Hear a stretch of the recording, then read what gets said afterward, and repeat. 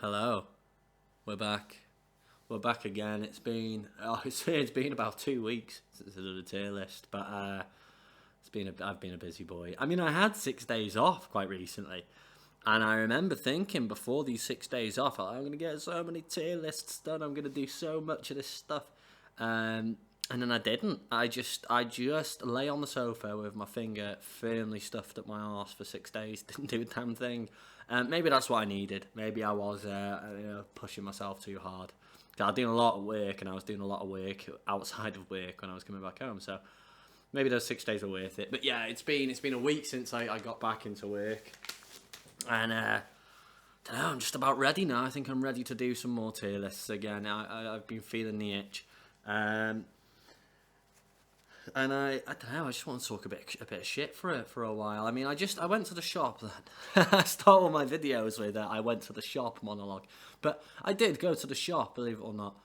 And the guy on the till goes, "It just put me in a good mood. It puts me instantly in a better mood when things like this happen." The guy on the till, I go up and put my stuff there, and he goes, "That's a nice shirt." I'm just wearing a work shirt. I haven't taken my work clothes off yet, so that's a nice shirt. Oh, thank you very much. And he said, "Where did you get it from?" And then it's a nice little back and forth. I got it from H&M. It's 50 quid for 3. I got 2 that are different shades of blue as well, etc. And he was like, "Oh, very nice. A very nice shirt. The blue ones, blue is a nice colour too." And I thought, what a nice thing. So I left the shop. "Thank you. See you later." And I thought, oh, I'm in a good mood now. I've had a little bit of a back and forth with this guy. It was quite nice. And I come back, and I live in a block of flats. I live on the 6th floor, so I have to take the elevator. I come through the reception area, and there's a girl at the lift, right? And she notices me. She spots me coming in and sees that I'm eyeing the lift up. So instead of being nice and courteous, she decides to try and get in the lift and get up before I can even get to it, to try and snipe me out of the possibility of getting in the same lift. And obviously, when I noticed that she was trying to do that, I thought, well, I'm making a point of this. So I tried to get there a bit quicker. And I did. The door was closing as I got there, so I put my hand on it. Oh, is there room for one more? Keep it light. But I just thought, I love doing stuff. It's a bit masochist, I suppose. But I was just like, I want you to stand in this lift for me and understand how uncourteous that was. How unpolite you are to have tried to snipe me out of a lift. If it was me, I would have been like, "Do you want it?" I would have pointed at the lift and be like, "Do you want this? Do you want to jump in this as well?" But no, she had to stand there with me and think, "Damn, I'm such an unpolite and uncourteous person." If she had held it, I would have been like, "Oh, thank you very much. How was your day?" or whatnot. Like conversation. But it was like one extreme to the other. I had this lovely moment with this person in the shop that was like, you don't get a lot with that anymore. People don't go out of their way to speak to you when you're a stranger. Well, especially in cities like Manchester, everyone's so busy.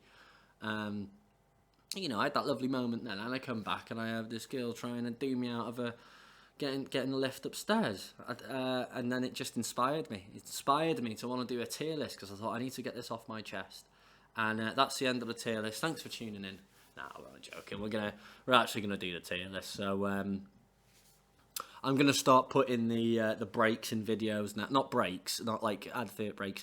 But I noticed that some people put sort of segment their videos. So what I can do with this is like the first 10 minutes of the video, I can put a talk shit. And then after that, it's song 1, song 2, song 3, etc. So people can jump to the song they want to go to and stuff like that. I think that's a good idea because I had a comment on one of my videos the other week. And I think the person felt bad, obviously, after he'd written it and got rid of it before I could even comment. But he put, "For anyone who wants to know, the actual review starts at 6 minutes, whatever." And I was going to reply, like, "Good point, man. I will actually start popping that in the comments or in the description to say, if you don't want to hear me talk loads of nonsense for 5-10 minutes, then skip to this." But yeah, he deleted it before I could get to it. He probably felt bad, I'm just talking. I'm not hurting anyone. I'm just talking nonsense. But yeah. So cold fact: Sixto Rodriguez. If you're here because you know who Sixto Rodriguez and you know who cold fact is, if you know what cold fact is, then you can skip ahead. We're just going to do background now. But for anyone who's here off the back of another video, maybe the Daniel Johnston video, maybe the Beach Boys video, and you've gone, "Oh, I like this guy. I'm going to listen to another one."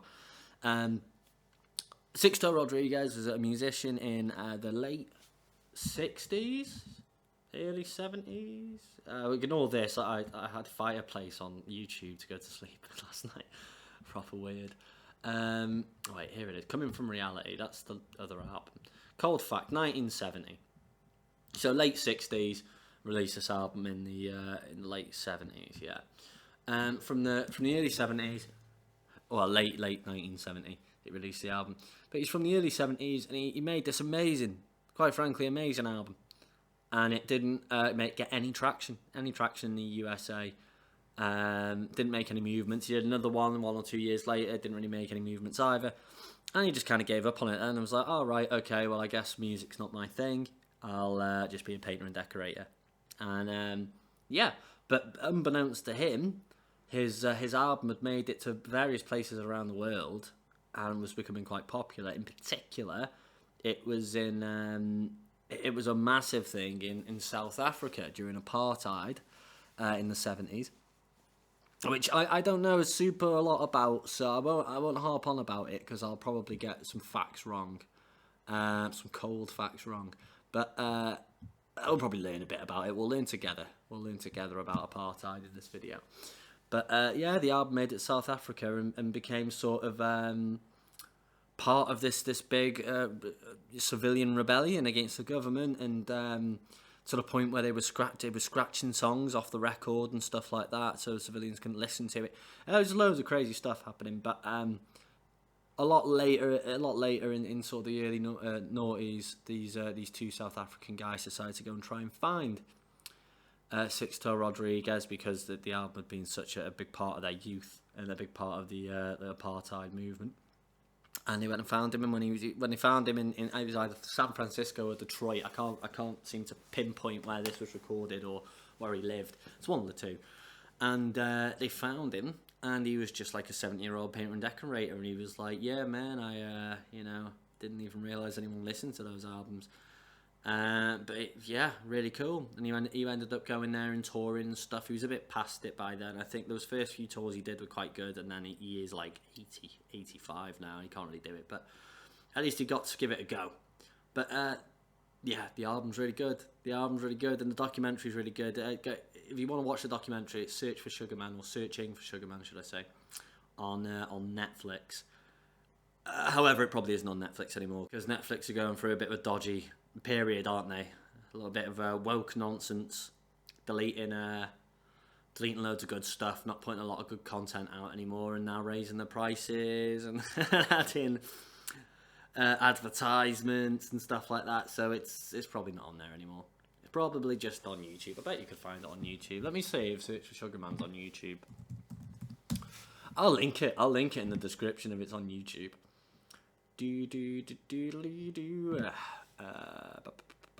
Searching for Sugar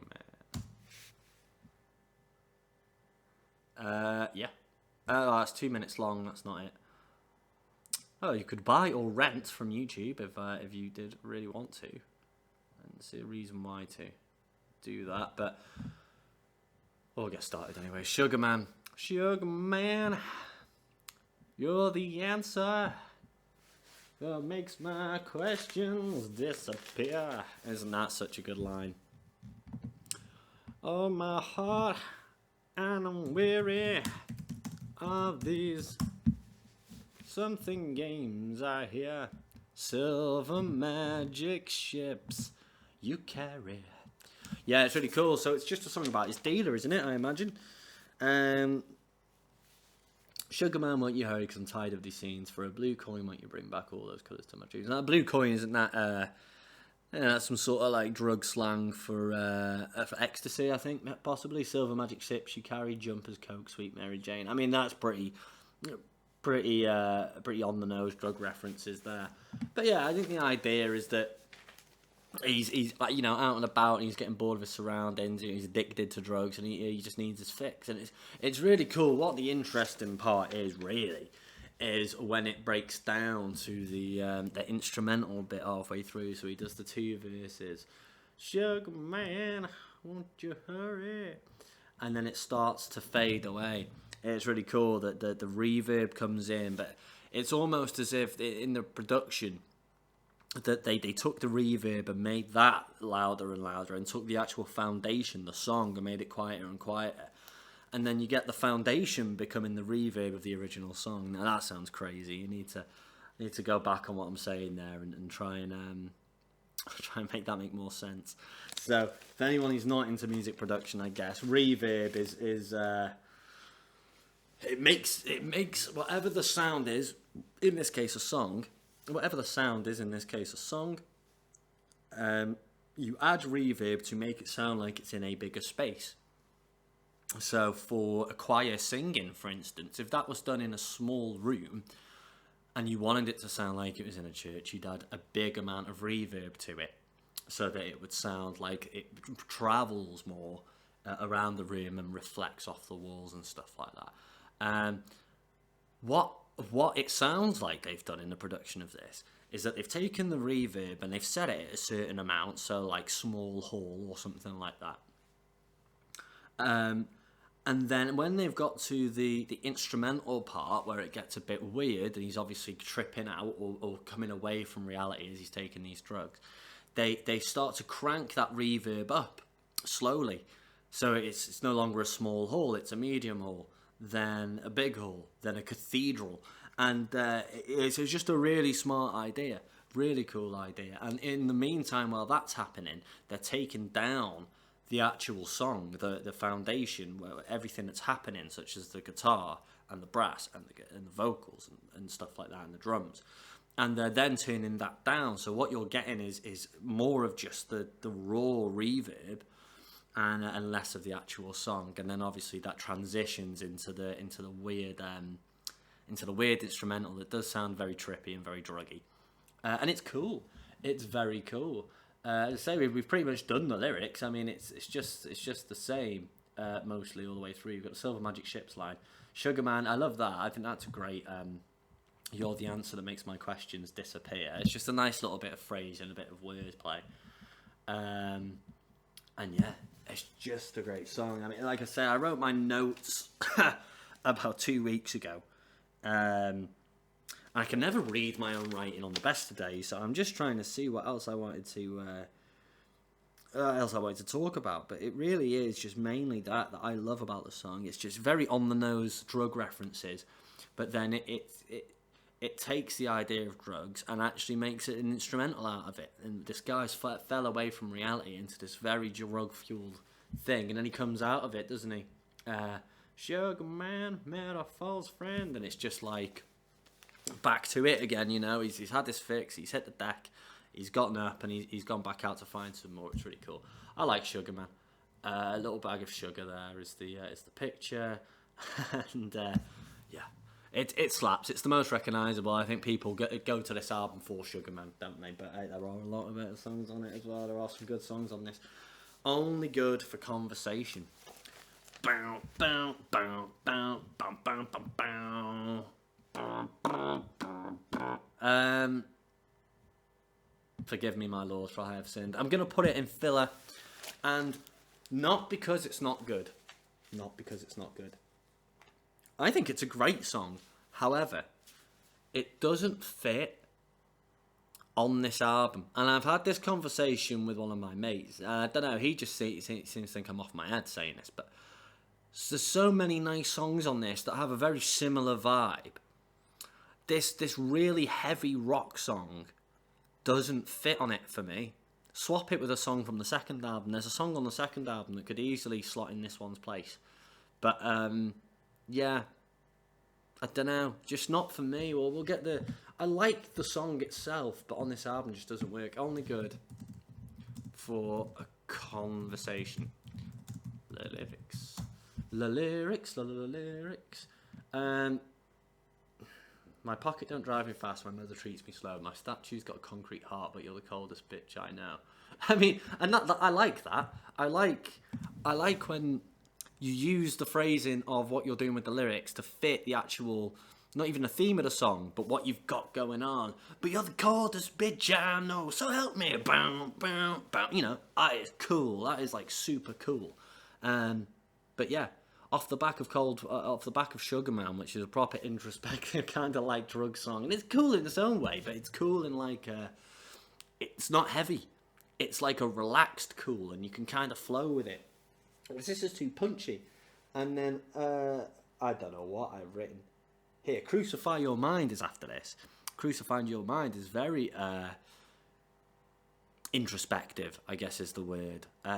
It's a very introspective song. So, I don't know, I just don't think... it just doesn't fit between those two songs, or it doesn't fit on this album. But what I do like about it is that it's a great song. It's got good guitar, proper rocking guitar. But it sounds a lot like the Black Keys.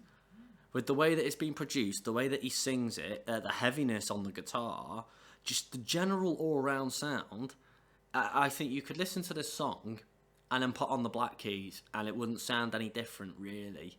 It really would fit. Well, put that another way, I think you could pop this in to a Black Keys album and not notice that it's a different person, that it's a different band, if it was to come on as the third or fifth song. And that's way ahead. It's way ahead of what they were doing. I mean, they came out in 2008 maybe, 2010 is when they were kind of getting started. It's just 30 years, 40 years previous. So to be doing something that then becomes cool 40 years later is a feat within itself. It's a good song. I don't know what it means either. I don't know what it means. Like, some of these songs I've kind of looked up what they might mean and whatnot, but this one I never really bothered because, well, first of all, because I was going to slander it and put it in filler. But you pretend that you got it made. You know I know, you know no truth. You're still serving cookies and Kool-Aid. You're so proper and so cute. In the factory that you call your mind, graveyard thoughts of stone. Best a thief wouldn't enter there. Yeah, I don't really know. It's because I'm not very good at deciphering lyrics that aren't very on the nose, that are kind of a bit veiled. There's a lot of Bob Dylan songs that I just don't get because he's quite good. He's got a bit of a poet, isn't he? Whereas I'm a little bit more just say what you mean, I think. And that comes out in my music. I think I have these little 2.5 minute songs that say what I mean and it's over. Where, you know, not to say that it's any better or any worse, but I can never pull apart things like this. My pocket don't drive me fast. My mother treats me slow. I don't know what it means. Maybe it just sounds cool. Maybe it just sounds cool. You know, John Lennon. Here come on, flat top, here come a grooving up slowly. He got a juju eyeball, he want a hurl roll. Like, what does that mean? But it still sounds cool. This, however, sounds cool, but not on this album. That's as far as I'm going to say. Let me know in the comments if you disagree. Let me know indeed. Crucify Your Mind. Crucify Your Mind is lovely. Crucify Your Mind is, I think, this picture. I'm going to put in banger for now. Crucify your mind. That's not how it goes at all. Was it a huntsman or a player that made you pay the cost? That's another thing about this album. Rodriguez sounds dead wise. Like he's imparting on the album. Sounds super wise, like he's imparting some real truths onto the listener. It's really cool. You know, was it a huntsman or a player that made you pay? I'm doing my Bob Dylan there. Shadows of pain all around my head. Okay, it doesn't sound like that, but and now assumes relaxed positions and prostitutes you lost. Bow, bow, diddle, diddle, doom, bow, bow, boom, boom, boom. You know what? That is just, I'm listening to it in my head again now, and it is really cool. I'll probably maybe even put it above. I'll probably put it above Sugar Man by the end of this. But okay, the instrumental is great. I've said in all the other videos, I love brass. I just love brass. It might be a little bit of a thing for me where I'll a little bit biased maybe. But I'll put songs higher up because they have brass in them. I don't think that's the way I'm doing it. I think For instance, in the Simon and Garfunkel one, the ones with brass in, they were all in a filler category or bottom banger in there at the back end of banger. Whereas this, I just like the way that the brass is used. broom, broom, broom, broom, and then you've got the like nice little xylophone bit. Do do do do do do do do do do do. It's really nice, and the song, isn't it? Isn't it about a girl? Isn't it about a girl who just keeps getting fucked over? Was it a huntsman or a player that made you pay the cost of notions, repetitions, prostitutes you lost? Were you tortured by your own thirst and the pleasures that you seek that made you some curious images? And you claim you got something going, something you call unique. But I've sown yourself pity showing as your tears roll. That's a really nice line, isn't it? Soon you know I'll leave you, and I'll never look behind, 'cause I was born for the purpose that crucifies your mind. You know, I only exist. Like, the guy only exists in her mind as someone who ruined her. It's really, like, very, I don't know, very hard thing to try and get your head around, very deep. This is nice as well. So convince your mirror as you've always done before. It's like, it's a nice way of saying, you know, tell yourself a lie. But he said it in a different way. He said it in a certain way, hasn't it? So con and convince your mirror like you've always done before. He could have just said, I love doing this, but he could have just said, tell yourself a lie again. But instead, he's been creative with it. So convince your mirror. You know, it's a nice little bit of play on what he's trying to say there. Convince your mirror like you've always done before. Really clever. But yeah, as far as I'm aware, this is about a girl who just keeps going. How much of you is repetition that you didn't whisper to him too? That just keeps going for the wrong kind of guy, and she wonders why she's always being let down or repelled, and it's because she doesn't want to change. She's unwilling to change the kind of guy that she goes for, and this is it's always what's going to happen if she continues. In the song, I suppose, and it's really nice. I love the way it's done. And there's the proper nice moments of levity with when the instruments kind of swell a little bit and then come back down, and you've got the xylophone sections coming.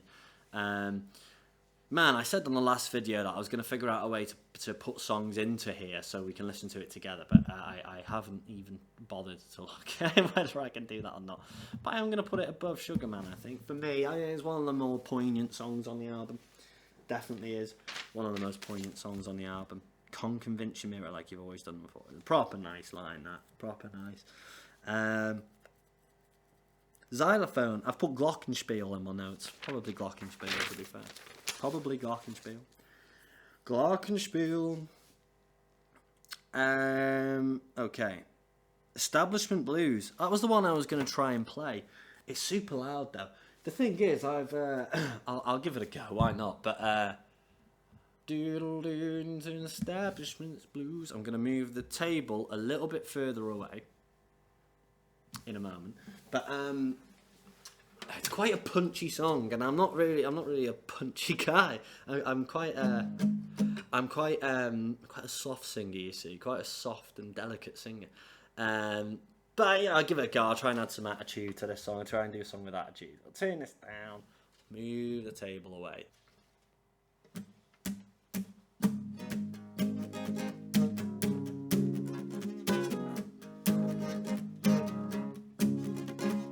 Mayor has a crime rate, councilwoman hesitate, public gets irate, but forgets the vote date. Weatherman complaining, predicted sun it's raining. You're not like all of the rest. Garbage ain't collected, women ain't protected, politicians using, people they're abusing. Mafia's getting bigger, like pollution in the river. And you tell me that this is where it's at. Woke up this morning with an ache in my head, splashed on my clothes and I spilled out of bed. I opened the window to listen to the news, but all I heard was the establishment's blues, yeah.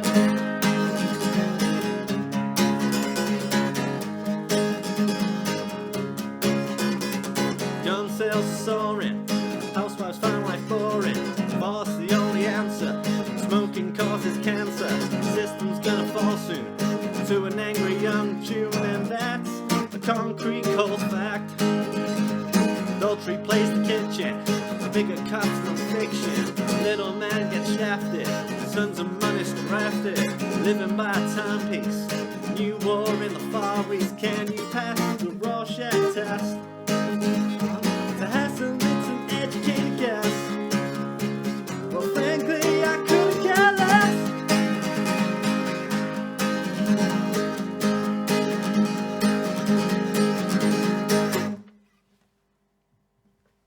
Oh, gosh. Okay. Man. Oh, that either sounds real cool or real shit. But we'll find out. I'll turn this back up. I mean, all right. Okay, let's look it up now. Let's finally look up what the South Africa apartheid history. South Africa. Oh, is it South versus? Oh my gosh, what's going on? Right, South Africa apartheid 70s, 1970s. The anti-apartheid movement. Let's find this. Yeah, well, you know, people say my channel's not educational. Pivotal decade struggling freedom of South Africa. 1975, Mozambique and Angola won their independence from Portugal. In Zimbabwe, and the guerrilla war escalated, forcing the white minority to concede major. God, as soon as I start these videos, I start to lose my... I start to have a cold.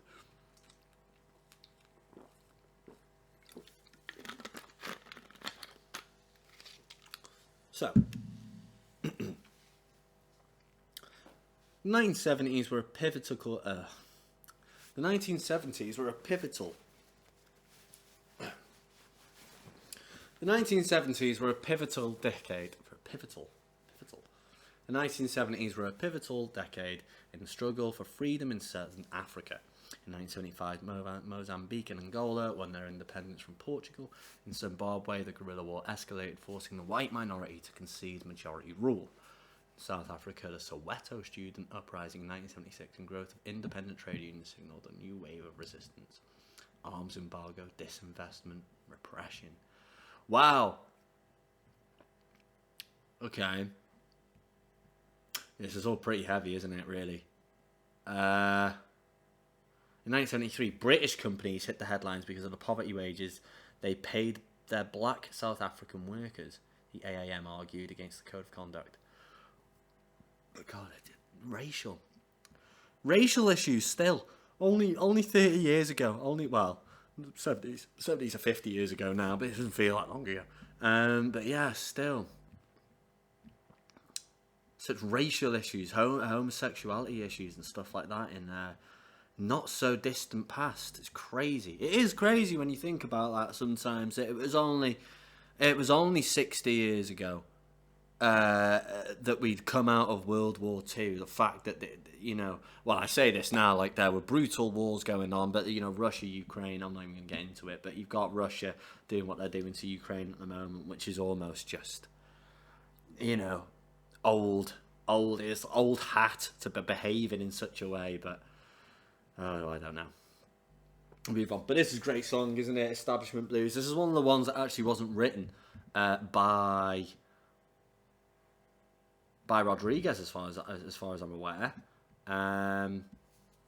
There were some songs on this that were written by someone else, and I can't remember who it is. I think it's this one, written by. I don't know what my own writing says. Written by.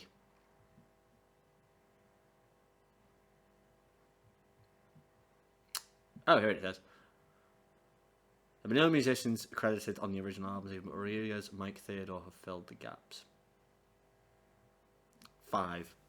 Oh no, this one's not written by anyone else. This one is a Rodriguez. I skip over all of that nonsense. Oh my gosh, I'm going to have to do some major editing in this video. I don't really care, but we'll go back anyway. So, Establishment Blues. Which one is it? That's Rich Folks Hoax. Establishment Blues. I think it's this. I think it's the Detroit thing. Okay, so I did my off the cuff version. I can't. When I do that, I can never remember how the original goes. But I think it was very similar to mine, but with kind of like better instrumental. But yeah, it's a really good song, and it is. It's the kind of there's a line in the song that explains it. It sort of explains itself. It is. The system's gonna fall soon to an angry young tune. And it's really cool. I know it's a really cool line that this whole song is really anti-establishment, and it's kind of like they're seeing past all this nonsense and seeing the state or the county for what it really is. Now, I don't know whether I've used Detroit as the picture here, but I don't know whether it's Detroit or San Fran. I don't know. Let me know in the comments. I think it's Detroit. The mafia's getting bigger, like pollution in the river. That's real cool as well. That might be this week's. Yeah, why not? Let's make this week's lyric spotlight. I think this is something I want to start doing on the videos. Is just take a lyric, give it the lyric spotlight for that video, and I think that's just the way that rolls off the tongue. The mafia's getting bigger, like pollution in the river. It's just like two in one. It's real cool. Garbage ain't collected, women ain't protected. Politicians using people they're abusing. It's really cool. I just like this one. I think that'll be one lyric spot. I might do two. Rodriguez might get 2 lyric spotlights in one video. Now that's unheard of on this channel. It's unheard of anyone to get a lyric spotlight, and then Rodriguez gets 2. Crazy. But yeah, it's a really good anti-establishment song. That line explains the song as it is. I mean, it's a line about itself as a song, which is the system's gonna fall soon to an angry young tune. I think is a really cool line. I don't know. I think Rodriguez he understands what the kids are trying to say, and in an unusual way, it didn't really get anywhere in America. People weren't listening to it here, but elsewhere on the other side of the world, these lyrics were absolutely what people were trying to say, and it's great. It's awesome. It's a great song. I love Establishment Blues. Probably slaps. I don't know. I'll leave it in banger for now. Hate Street Dialogue. Women. I can't remember this one. I'll probably have to step away for this one. Hate Street Dialogue. I tasted hate streets hanging tree. I tasted hate streets hanging tree. A woman. Yeah, these are the ones. Again, he sounds dead wise. Woman, please be gone. You've stayed here much too long. Don't we wish that you could cry? I think this is one that was written by... there were 2 songs on this album that were written by Rodriguez. Mike Theodore.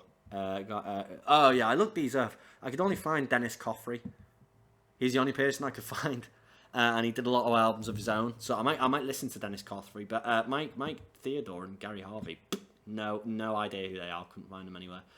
5 and 10. So Hate Street Dialogue, which is weird because that does sound like Rodriguez could have wrote it. And then Gommorah Nursery Rhyme. Yeah, that's a bit of an unusual one. Doesn't really fit Rodriguez, but it's a good song still, nonetheless. But yeah, what were we on? We were on Hate Street Dialogue. I think the picture is this. I think there's a picture. So the Hate Street Dialogue, it's spelled hate as in H-A-T-E, to hate something.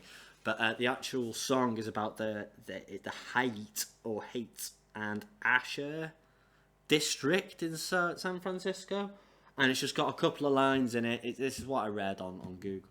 There's a couple of lines in it that are just kind of like visually describing what that area is like and what happens there.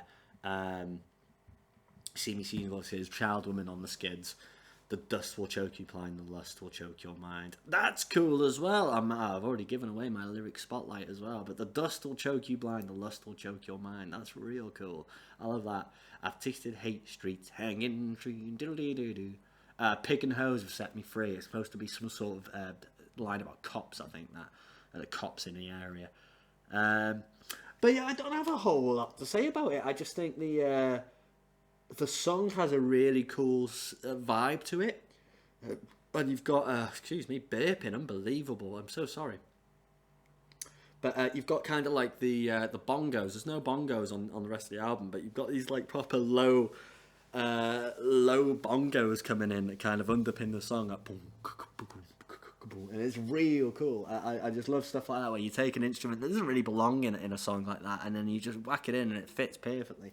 But yeah, and then you've got the solo that's kind of like, it's kind of what you would have liked on Only Good for Conversation. If Only Good for Conversation had been brought back slightly, it had been toned down a little bit, and they used the guitar style of a Hate Street Dialogue, it would fit better. It would fit better on the album. And maybe if you put it closer to Hate Street Dialogue, so you've got these two kind of like more upbeat guitar driven songs, electric guitar driven songs, sorry. But yeah, it's too heavy on the Good for Conversation. And I think Hate Street Dialogue finds the right balance for what the electric guitar should be like on the album.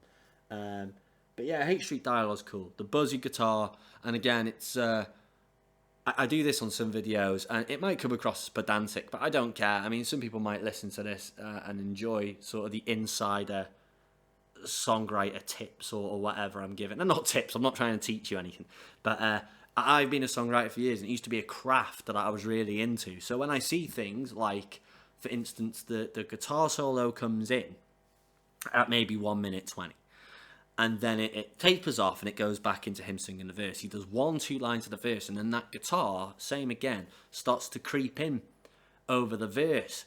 And it's just a clever way to keep you interested, because if he just went back to the verse without adding that layer back in over it, you might get a little bit bored and a little bit like, it's a bit the same like the section before. It's not too dissimilar. But because they've brought this electric guitar back in, but they're kind of dotting it around in the background, it's keeping you interested. It's keeping the song moving, and it's just stuff like standard songwriting stuff, standard sort of music production stuff. It's easily done, and it makes the song, it elevates the song a little bit more. It really does, and I think it's a great song. Hate Street Dialogue. Probably she's just stepped away and listened to it again, but I don't know. I don't think I had that much to say about it in the first place, but forget it. Forget it. That's one of the better songs, isn't it? I think. Get the lyrics up. Do do do do do do do do do do. Okay. Don't know what this is. Forget it. Feet Oliver Tree. You can just move over now. You never came round, never came round, never came round. You can just forget it now. You never came round, never came round, never came round. You can just move over now. You never came round, you never came round. You can just forget it now. You never came round, you never came round. What is this nonsense? And when you broke, I assume this is the bridge, because this is the only bit that's different. And when you're broken, oh, and you're slowly breaking down, and when you're sorry, I said I'm sorry too. I'm sorry not to let you down. You can just move over now. You never came around. You never came around. I don't know. I assume that this is a shit song. I assume. But what's this one? Forget It by Suicide Boys. I just want to see for a minute. I just want to see for a minute. My mind's been lost for a minute. Can't tell you what's going on. Don't know what I'm feeling. Money comes and goes. Heroin. Talking shit. Sorry. Let's get back onto what we're doing. I do this. I put in a song, and then it'll show me something else, and I get carried away reading what it is. Forget it. I don't want the Suicide Boys. Rodriguez. Suicide Boys. Forget it. Okay. Yeah, I love this song.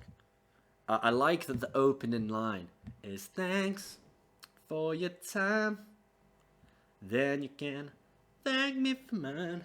And after that's said, forget it. That is actually this week's lyric spotlight, because that really does sum up a breakup, doesn't it?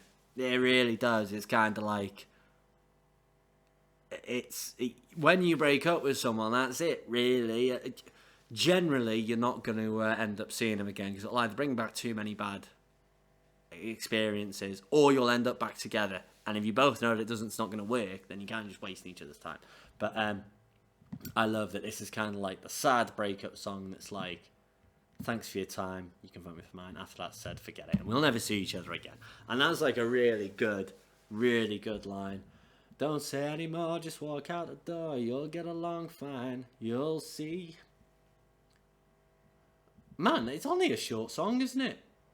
If there was a word but magic's absurd, I'd make one dream come true. But don't ever doubt how I felt about you. Yeah, really simple, nice love song, isn't it? Really simple breakup song.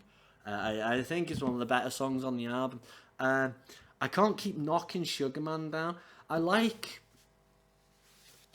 the top one there, Crucify Your Mind, because it's got a little bit of poetry in it, and it's a little bit more veiled into what it's saying, although you can take it as it is. I think the best way to do this is that, forget it.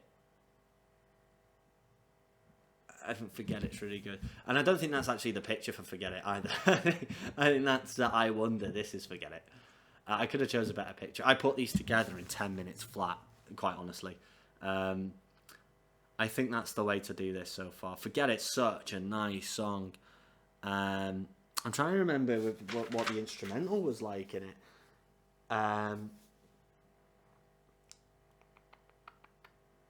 No, I just put instruments really good. It's got strings and brass. Oh yeah, it's got but thanks, boom boom for your time, boom boom, then you can. And the strings do thank me for mine. Do do do do do. Yeah. So yeah, the lyrics are really nice, and then the instrumental actually adds more emotion to it as it goes along. I remember now. But yeah, a lot of these songs are underpinned by an acoustic guitar anyway. But I just love the way that they use the brass and strings on this album. It's like it's sparingly enough to not take over, but then it's there enough to be like. Every time I listened to this album, I was sitting back, going, "Wow, I love the brass and the strings." But then I'll listen to it again, and I'm like, hold on, when's this brass and string coming in? And oh, there was only a little bit of brass there. But, you know, he uses it just the right amount. It's such a good amount. It's a good amount. It's a good amount of brass and string, and it's used just enough to add levity where it's needed, but not enough to be, like, overkill. For sure. It's real good. Forget It is one of the nicer songs on the album. And I think it's a jump. It's one of these two at the top, isn't it? And I have to kind of think about it, because I love how veiled... I love how veiled Crucify Your Mind is, and I love the idea of the song and the instrumental again. I think they're both on the same level here, those two. But we'll see. Well, yeah, we'll get to our final synopsis later on, as we always do. Inner City Blues. Sorry, I should have listened to this album again before I just jumped on this. Inner City Blues. Inner City Blues. Marvin Gaye. Now... That's a nice one to fall onto by accident. Marvin Gaye is the guy. Okay, Inner City Blues. Lyrics. Rodriguez. Yeah. I used to be able to play this one. I mean, it's not like I can't play it anymore, but I don't want to. the song's really good, and I don't want to do it at a service. But going down a dirty inner city side road, I plotted to and that's what I am going to play a little bit of it quickly, but what I like is how simple some of the riffs is. So this is in a different key, but it's just a simple little riff, but it's the hook. Then it's the hook of the song, and that's just an A with the high. On high E, you're going 3-2-0. Do do do ba do ba do do. And then you're just doing that over the A chord, so. And then over the E. And it's just got a real cool feel. It's just kind of like, you know, jivey. Walking down the dirty inner city side road, I plotted the do-do-do-do-do-do-do. Real cool style to this song. It's one of those riffs you just wish you'd written. So simple, but real catchy. But 7 jealous fools, fools playing by rules. Can't believe I. But yeah, I think it's a really cool song. Really, really stylish. Going down a dusty Georgian side road, I wonder. And then the chorus is really cool as well. Mama, Papa, stop, treasure what you got. Soon you may be caught without it. And I don't really know what it's about, quite frankly. Inner City Blues is that picture. I used it. I'm going to put this at the top of Slaps because it is Slaps. But I used that picture because the idea, the phrasing of the title of the song, Inner City Blues, reminded me of when I first moved to Manchester over Christmas. And I was walking to or from Victoria Station, around that area. It was probably Printworks or something I was working back from. And there was a homeless saxophone player underneath the bridge near Victoria Station, going down towards Salford, in the rain, playing jazz saxophone. And I just remember being in that moment. It was like a cold winter's night in Manchester, freezing, raining, dead, like, I don't know, just a moody, dire night. And this guy underneath the bridge playing his saxophone. And what he was playing suited that moment so perfectly. And I just remember reading the title, Inner City Blues, and it threw me back to that moment, 5 months ago. And I just thought I need to find a picture that facilitates what that image that's in my head. And that's pretty much it. I mean, that's the guy there, and that's me, I guess, walking towards the bridge. But yeah, Inner City Blues is well cool. And again, sparingly using these sort of strings and brass. I don't know how much maybe brass is involved, but I know that there's strings. There's some cool strings in it. No, there definitely is brass in it. Don't believe it. But yeah, good way to use a motif, good way to use a hook and just keep a song moving along. It's one of those songs that you wish you'd written a riff for. It's real cool. I wonder how many times you've been had, and I wonder how many times you had sex, and I wonder, and I wonder I do. And what's really cool about this album, I suppose, I wonder what comes in. I wonder what comes up if I just put this in. Kanye West, I wonder. I'm not going to take the piss out of Kanye West. I know he's quite a polarising person. But I know that he's talented. I know that much. I know that he's a talented guy. Just don't like that he's a bit crazy. Comes up with some crazy stuff, but I feel like it's just to further his brand. I don't know. Well, I feel like he's someone who doesn't care about backlash, and that he understands that regardless of what he says or does, it will give him more flack, which will result in more money and more success. So he probably just doesn't care, which I guess, or fair to you. Because I couldn't do that. I can barely post something on Facebook without having an anxiety attack. Regardless, even if it's something like amazing that I've did, like just saved someone's life today. I'd still be nervous about posting it. But some people just don't care what other people think, whereas I, to an extent, do care what people think, I suppose. So, what was the point I was trying to make? Is that I understand that Kanye is probably not probably, he's quite obviously a talented musician and a talented creative force. However, I just don't like him as a person. I just think, I don't know, he knows what he's doing by acting out. That's what he does. He misses being naughty. He's a naughty person. He acts out all the time. I like this song. It's very simple. Very simple. I wonder how it's just him. It's like an inner monologue, isn't it? He's just like wondering what's happening with someone that he used to know, whether it's an ex, because I think sometimes there's some aspects it's an ex. I wonder how many times you've had sex. I wonder if you know who'll be next. And then he's wondering about himself. I like this. Yeah, it is a nice song. This is stuff I wrote down. I'm sure that it starts with him wondering about someone else, and then he's wondering about himself. I wonder about the love, the loneliness that's mine. I wonder. And then he starts worrying about things outside of his own experience, like the tears in children's eyes, the soldier that dies.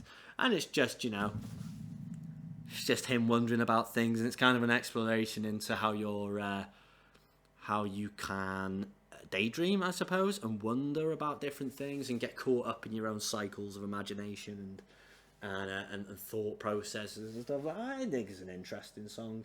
I don't think the lyrics... I think the lyrics are good in a way, because they're like on the nose. I just think after a while, starting every line with I wonder maybe gets a bit boring. But I think it works. I think it works for what he's trying to do. Instrumentals, dead standard. I think it's just a bass guitar and percussion, as far as I remember. But it's a good song. I don't think it's as good as Detroit. It's definitely not called Detroit. Met a girl in Dearborn, cold fact, that's such a cool song. And he says cold fact in the song as well.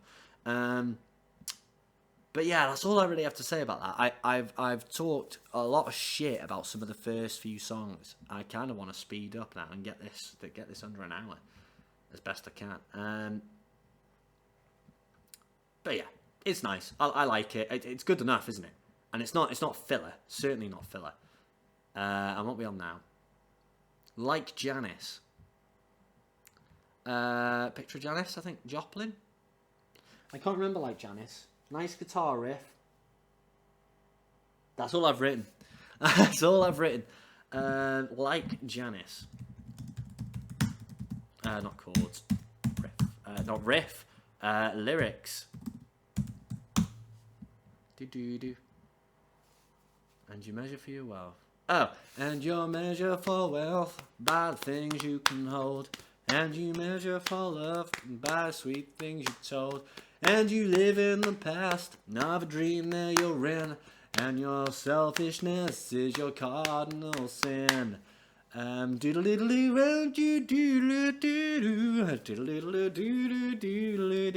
a lot more of an animated one. This, isn't it? It's a lot more poppy, I think. And it probably would have slotted into the charts quite nicely if he had got any traction on the album. Because emotionally, you're the same basic trip. And you know that I know of all the times you've slipped. Hey, that's nice, isn't it? That's a nice line. So don't try to impress me, you're just pins and paint. And don't try and charm me with the things that you ain't. Man, I wish I had like 3 lyric spotlights per video. I mean, I make the rules. I can actually have 3 lyric spotlights if I want to. We've already used 2. Maybe we'll do 3. Maybe we'll do 3 per video. Yeah. I like this one. It's alright. I don't know what really it's about, though. And you want to be held in highest regard. It delights you so much if he's trying so hard. And you're trying to conceal your ordinary way with a smile or a shrug or some stolen cliche. Is it just about someone who thinks that... Because a monkey in silk's a monkey no less.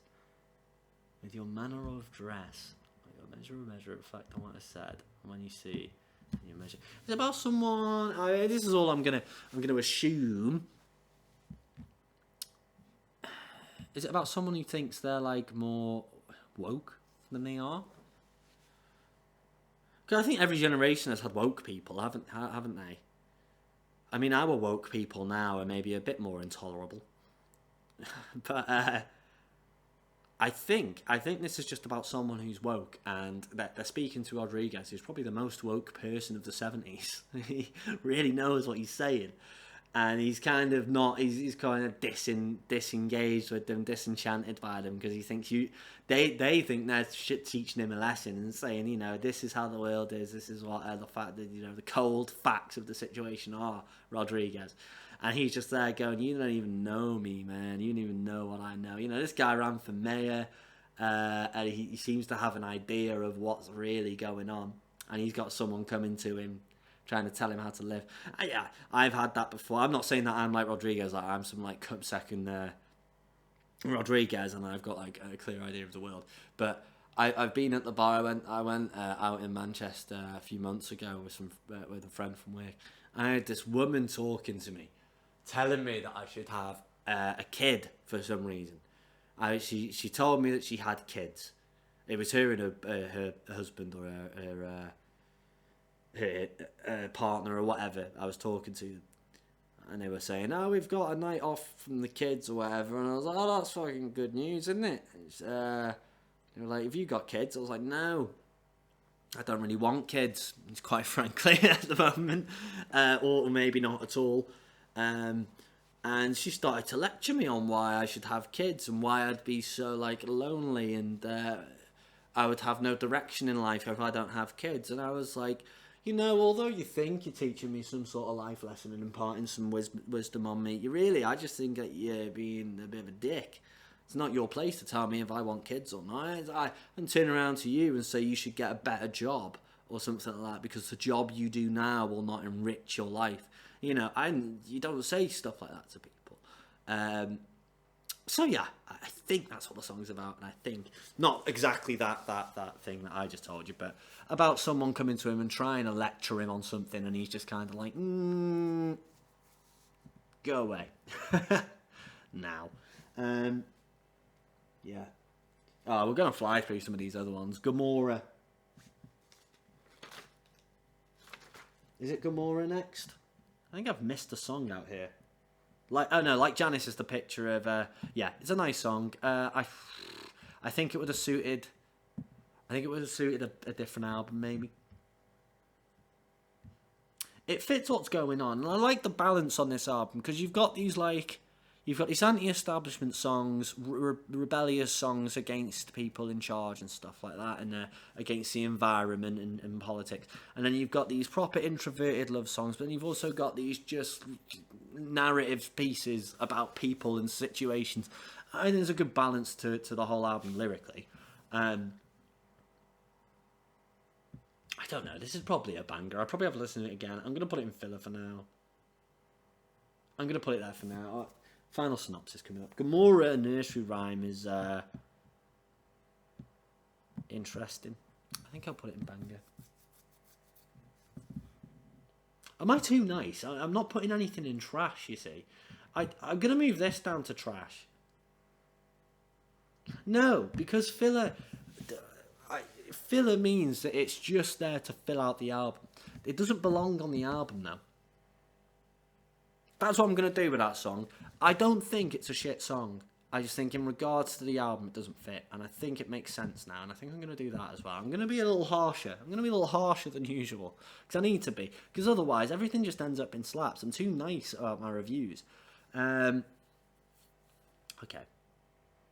Bow, bow, bow, bow, bow, bow, bow, bow. Now I feel bad. I'm going to put it there.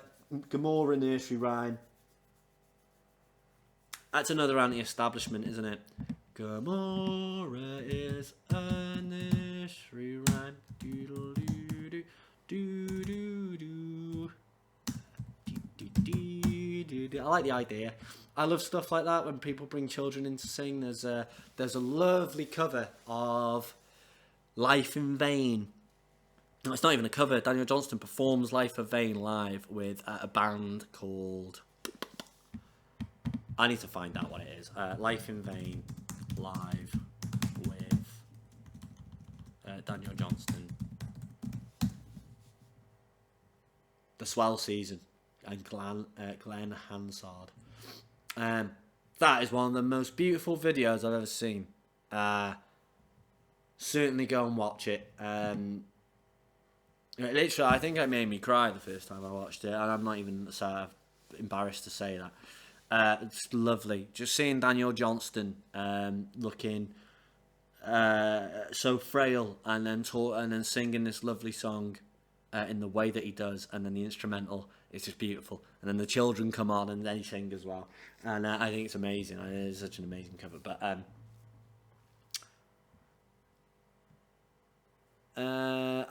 trying to remember how this song goes.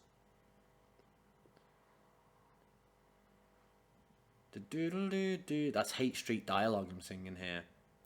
Gommorah's just stop and take think, oh, it's a bit talky, isn't it? A story of pure hate, with pictures between. A tale for your kids, to help them dream. Gommorah is a nursery rhyme. Yeah, I like it. So it's kind of like this juxtaposition thing, isn't it? So it's like these dirty lyrics about women on the street and like rats and stuff like this. They'll come to a dance thing just to turn off your light. Bam, bam, bam, bam, bam. And then you've got these kids that come in and sing this little bit. It's written on your city face. Just stop and take a look. And I like it. And you've got the little guitar licks between each bit. A story of pure hate, with pictures between. Again, it's probably down to that Dennis Coffrey. To be fair, he's supposed to be a real good guitarist. When I looked into him, he's got so many albums, and he's worked with a lot of big players as well. So probably down to him that some of the cool stuff on it. Who else is on this album? No one that I can recognise. Bob Panghorn on percussion. But I like Gommorah. It's cool. I like songs that bring in children and amuse them in an unusual way like that.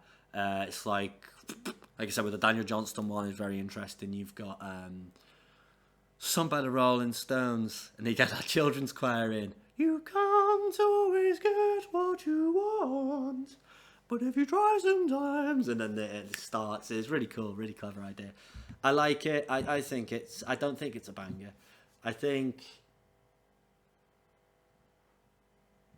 like Janis is a banger though. I think that's fair. And unusually, I mean, I've used this picture of Janis Joplin for like Janis, but apparently Janis Piddy is supposed to be about Janis Joplin, so I've kind of messed this up a bit. But Rich Folks Hoax. Let's set the lyrics up for that. Rich Folks Hoax. So I'm going to get some like tinfoil hat thing coming here. No, I'm not. Here we go. The moon, yeah, doonga diggly, yeah, real cool riff again. It's hanging, and you got the really good snare. It's got like a real good reverb on the snare. The moon is hanging in the purple sky. Boo, boo, boo, boo. Talking about the rich folks. Rich folks have the same jokes, and they park in basic places. It's good, isn't it? It's nice. It's just about disparity between the rich and the poor. And I think it's one of the better bangers. It might be better above I Wonder. All right. I know where our third lyric spotlight is going this week. It is. So don't tell me about your success. Know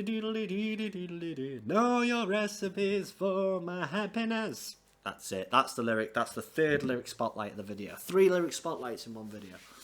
Try and top that, Beatles, because we will probably do a Beatles one next. Yeah, I think it's all right, isn't it? It's a really cool song, and again, it's kind of it's veiled in what he's trying to say, but I think you can actually decipher some of these lines. Rich folks have the same jokes and they park in basic places. It's kind of like they're no different, really. They have to still park on the road next to everyone else. You know, when you're walking down like dodgy ass streets and you see like a proper nice Maserati, and you're just like, man, no matter how much money you've got, you still got to park it down here, or it's probably going to get smashed in by a brick. Talking to the young folks share the same jokes, but they meet in other places. It kind of makes sense. I think it's kind of like the younger people, you know, meet up in pubs and like social clubs and stuff like that. Pubs or older places is what I'm trying to say. You know, they meet in all the places where, you know, the rich folks are probably not meeting in older places, not meeting in general city pubs. They're meeting in sort of the newest Ritz hotel and stuff like that. I don't know. These are all I'm just like coming up with this nonsense off the top of my head.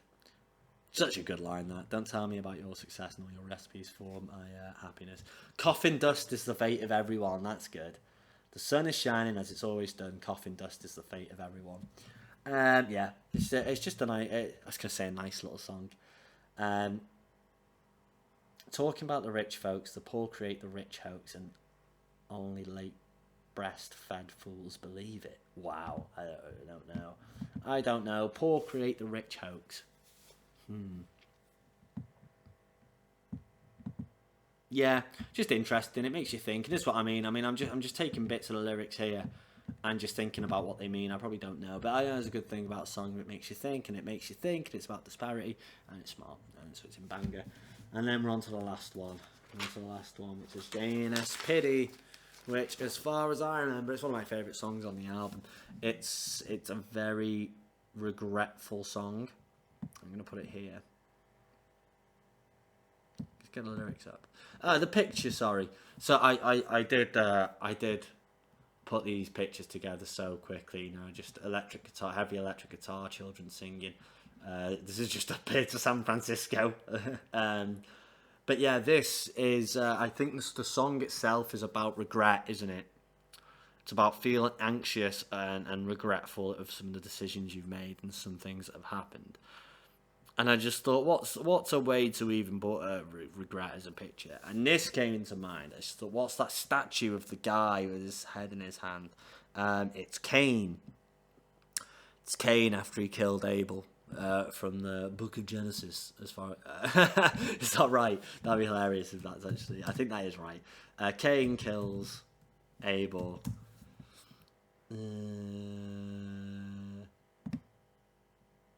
Cain and Abel. Yeah, Book of Genesis. Oh, look at that. My nan taught me some Christianity. I'll tell you that. Cain, the firstborn, was a farmer, and his brother Abel was a shepherd. Yeah, and as far as I'm aware, God preferred Cain. No, preferred Abel. God favoured Abel's sacrifice instead of Cain's, and Cain murdered Abel. And then this is why the statue, this is what the statue represents, is how Cain reacted. Because I think then God said, you have to now walk the lands forever, or something. And he's there like, oh shit, man, I shouldn't have done that.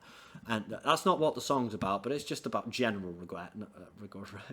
It's about general regret about, not doing things the way you would have liked to. Janis Piddy. Bow, bow, bow. Ding, ding, ding, ding, ding, ding, ding, ding, ding, ding. No, you sit there thinking. It's such a coverable song, but I'm not going to do it. It's better done with two people, where someone can come in and sing extra lines. And definitely with two instruments. Me and one of my mates, Nick, did really good cover of this when I was at uni. We never recorded it though, unfortunately. Well, we recorded one version of it on a phone when we were drunk, but that's forever gone. But yeah, it's really good. It's got like some songs just have an emotive feel, and that's enough to carry it. In the same vein as, say, Randy Newman's "I Think It's Gonna Rain Today." The lyrics are good, but just the general timbre and feel of the song carries it through. It's kind of the same with this, whereas actually, though, the lyrics are really good too. So I think it's just a great first line. Now you sit there thinking, feeling insecure. It's like, how many times does that happen to someone? This happens all the time to me, you see. But it's more like, I think everyone's had that before. You either wake up, you're not sort of ready to get up and do the day, or you've got home, or you've just spent the afternoon doing nothing, and you're kind of just thinking, maybe coming of age a bit, and you're thinking, man, I'm feeling a bit insecure about my place right now, and what I'm achieving, or what I've done. So a thought comes into your head, and you're just like, oh God, I have to think about this now for an hour, because it's making me feel. And I think that's good, having an opening line like that everyone can kind of relate to. I think that's great. Drifting, drowning in a purple sea of doubt. You want to hear she loves you, but the words don't fit the mouth. A loser, a rebel, a cause without. Yeah, it's just really nice. I think that's what it is. Again, they're quite veiled lyrics, and sort of poetry intertwined between what he's trying to say here. You know, go back to your chamber, your eyes upon the wall, because you got no one to listen, you got no one to call. And don't think me callous. But yeah, I think as far as I'm aware, every time I've listened to it, I've just been like, this is such about regret, isn't it? So go on, you'll continue with your nose open wide, knocking on the door. I think it's drugs, isn't it? I think he's either speaking about himself or others that have kind of lost their way through drugs. Because you don't bother to buy insurance because you've already died, which again is something I've kind of covered.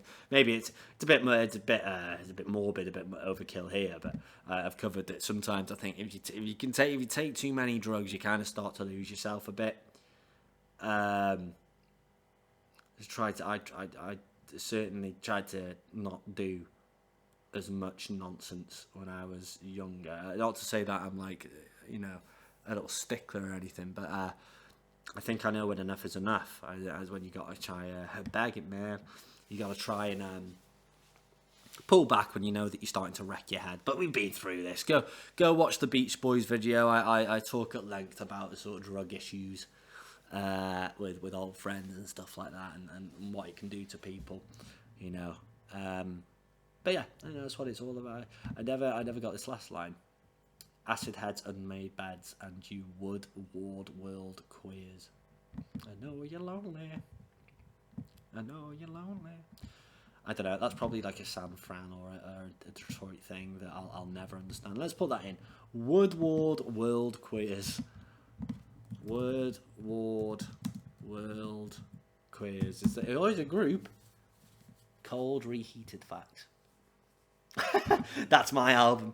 That's my cover album of this. Cold reheated facts.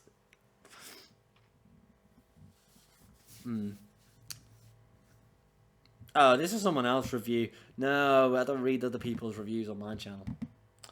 Yeah, great song to finish the album. I think it's really good. It's one of the better songs on the album. You can feel it. It's about regret, and it really does feel about like it's about regret. Okay, final synopsis. We're gonna step through this. I mean, man, every time I do a tier list, I start to get a cold. Okay, Crucify Your Mind slaps. Is it Crucify Your Mind or Forget It? And no, I think that's the order. I think Crucify Your Mind, best song in my album, real good, real emotive. Forget It. I've just gone over this one, Janis Piddy. Great song, really good. I almost want to put it here. Nope, put it here. But nah, I think it works here. Yeah, and then we got Sugar Man. That dealer, really good instrumental, really cool solo, very interesting solo, and I think actually I'm going to do that because it's probably the most recognisable, one of the more recognisable songs on the album. It's kind of the go-to. Inner City Blues, really cool, really nice idea, and the riff's really smart. Detroit, I hate doing this. I always do. Is that Establishment Blues? The Establishment Blues, and you heard my version. Might not make it off the video, might do. We'll figure it out.